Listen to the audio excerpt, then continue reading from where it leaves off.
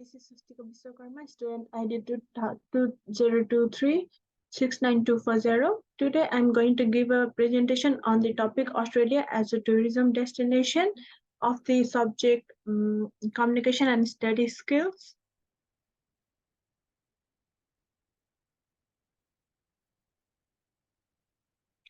And in the first part, we have introduction.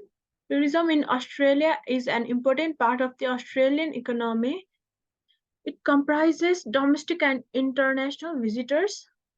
Australia is the 40th most visited country in the world, according to the World Tourism Organization. In the financial year 2018-19, tourism was Australia's fourth largest export and over the previous decade was growing faster than national GDP growth. At the time, it represented 3.1% of Australia's GDP, contributing 60.8 billion dollars to the national economy. And here come things to do in Australia.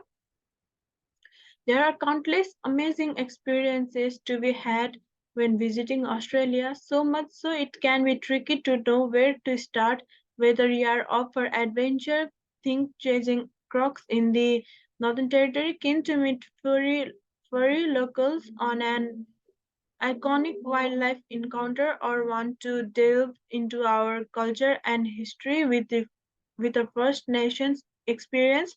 There really is something for everyone, and you simply can't go wrong no matter which of these memorable experiences you choose to do.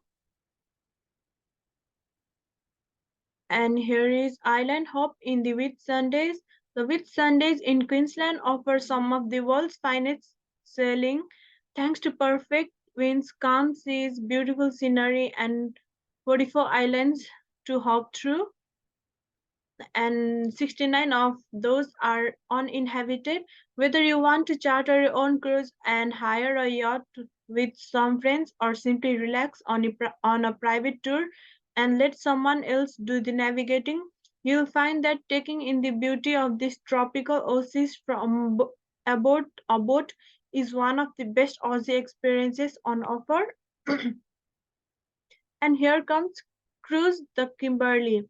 One of the best ways to see the Kimberley, one of the last true wilderness areas on Earth, is by cruise ship.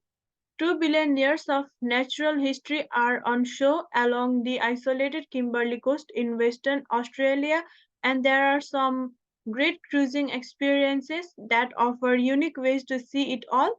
You'll be able to get up close to the rocky shores, secluded beaches, ochre-colored gorges, lush waterfalls, and complex river systems. And while you enjoy gourmet meals and luxurious sleeping quarters, next is the drive the Great Ocean Road.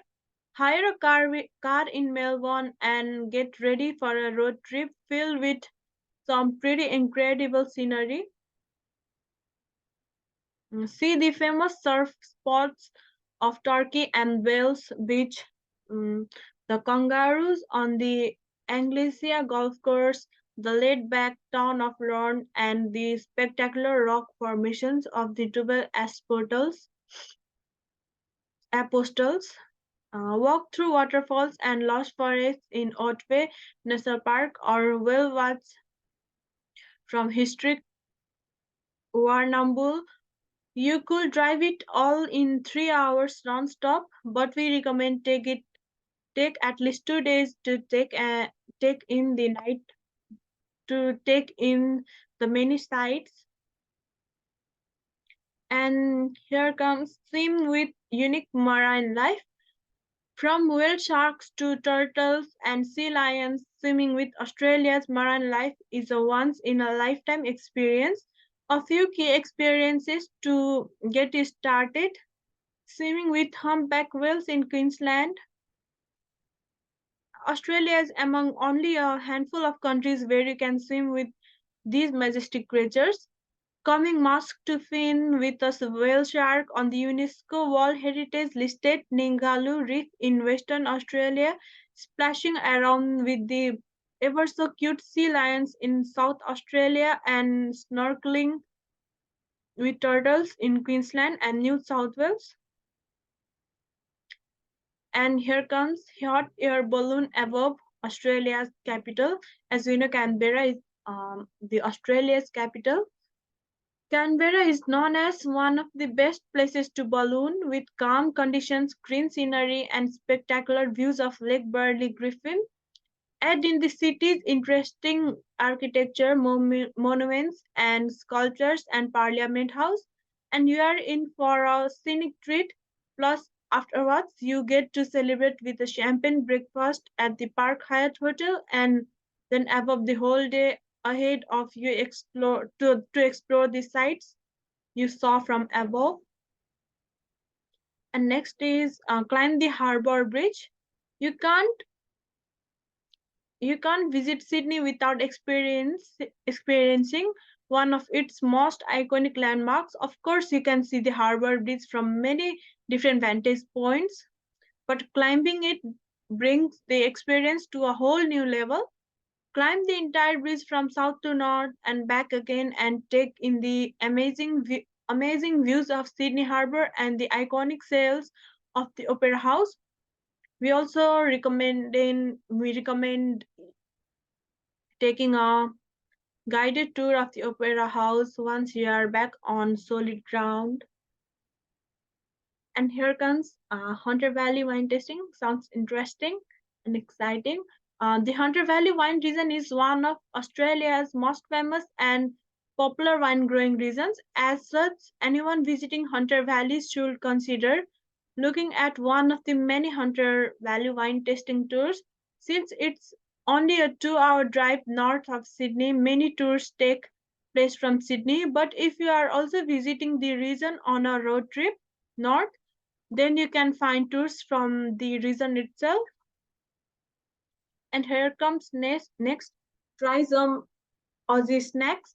Australian food is world food, but there are some must try Aussie staples that locals still adore.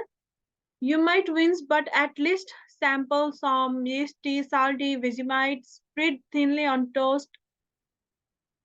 A smoother brunch is smashed avocado toast, an Australian invention, or a Thai curry pie, or spin on a classic Australian meat pie and a sausage sizzle, and the Aussie barbecue version of a hot dog.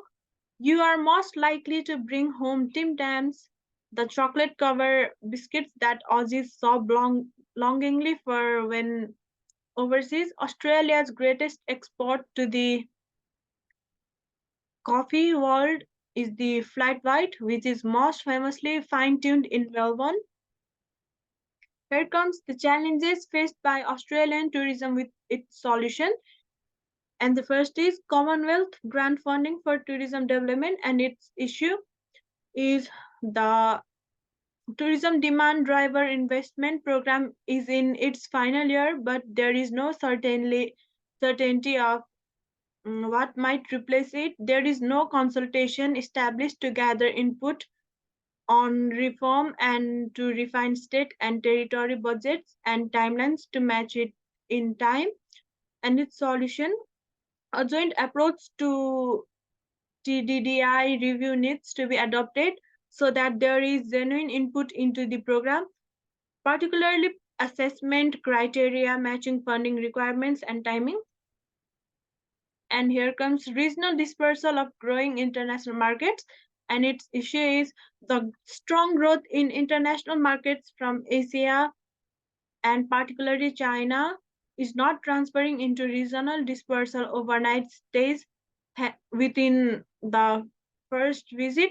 There is a risk that we do not do enough to convert first time Chinese and Asian visitors into repeat visitors that help with regional dispersal. And solution, conduct market research to determine which segments of the China market are most likely to return and disperse into regions. Develop marketing to utilize the research findings and convert first time visitors into return overnight regional visitors. And here comes our next problem and challenging skill shortage. And its issue is in many regions There is a shortage of labor to help support their visitor economies.